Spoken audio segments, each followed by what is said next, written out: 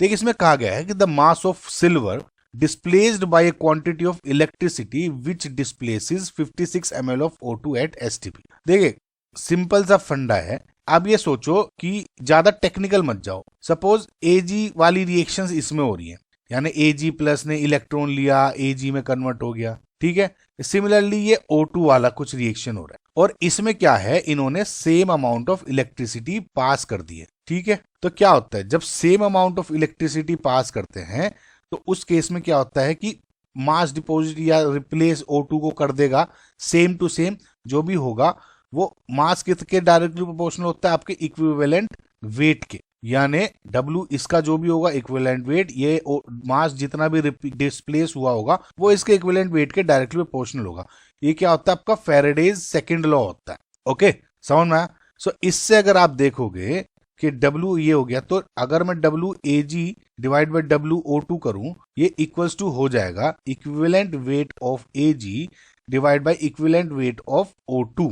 ये समझ में आया आपको, ठीक है गाइस। अब ये देखिए एक चीज गिवन है रिएक्शन में कि quantity of electric which displaces 56 ml of O2 at STP, ठीक है। नाउ वी नो जो आपका 20.4 लीटर होता है एट STP, वो किसके इक्वल होता है, 1 मोल के। अब ऑब्वियसली O2 दिया है तो 1 मोल ऑफ O2 के इक्वल हो गया आपका 24 लीटर, या इसको ml में दिया हुआ है तो 22,400 हो गया, 1000 से मल्टीप्लाई कर दिया, ml का मतलब हो गया 1 मोल ऑफ O2, ठीक है। तो 1 ml का मतलब क्या हो जाएगा, 1 डिवाइड बाई 22,400। सो 5600 ml का मतलब क्या हो जाएगा, अगर मैं मोल में कन्वर्ट कर रहा हूं, 5600 डिवाइड बाई 2240 यानी 1/4 मोल्स। तो जो NO2 है वो हो गया 1/4। इसको आप ध्यान रखना, ये बहुत इंपॉर्टेंट है यहाँ पे, ठीक है। अब जब ये मेरी पता लग गई, देखिए WAG अपॉन WO2 यानी इक्विवेलेंट वेट निकालना है, तो इक्विवेलेंट वेट का मतलब क्या हो गया, मोलिकुलर मास या atomic mass of AG divide by n factor of AG।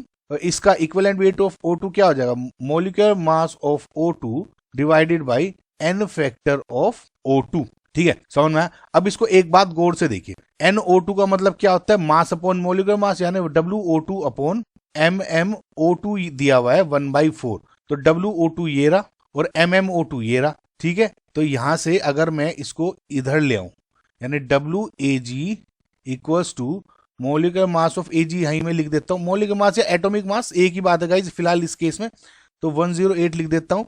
n factor अभी n फैक्टर AG अभी मैं निकाल के दिखाऊंगा आपको कैसे निकालते, multiply by n factor of O2, ये कितना हो गया, WO2 multiply by upon molecular mass of O2, mass upon molecular mass क्या हो गया, ये 1/4, तो इसको डायरेक्टली यहां से रिप्लेस कर देते हैं 1/4 से। समझ में आएगा इस आपको, ठीक है। अब ये क्या हो गया, WAG equals to 108 on 4 equals to n factor of O2 divide by n factor of AG।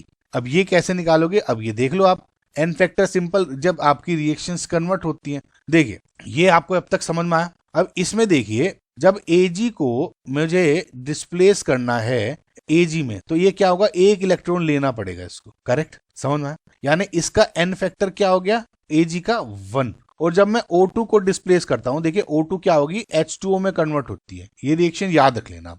तो जब इसको मैं बैलेंस आउट करूंगा तो 4H ion plus 4 electron 2H2, okay. तो इसमें O2 H2 में कन्वर्ट हो रहा है तो कितना चेंज हो रहा है, 4 इलेक्ट्रॉन्स ले रहा है 1 O2, तो n फैक्टर क्या हो गया O2 का 4, ओके। सो WAG क्या हो गया, 108 डिवाइड बाय 4 इंटू 4 कट गया, यानी 108। तो मास ऑफ सिल्वर कितना डिपॉजिट हो गया, 108 ग्राम्स। सो यहां पे आपका 108 फाइनल आंसर हो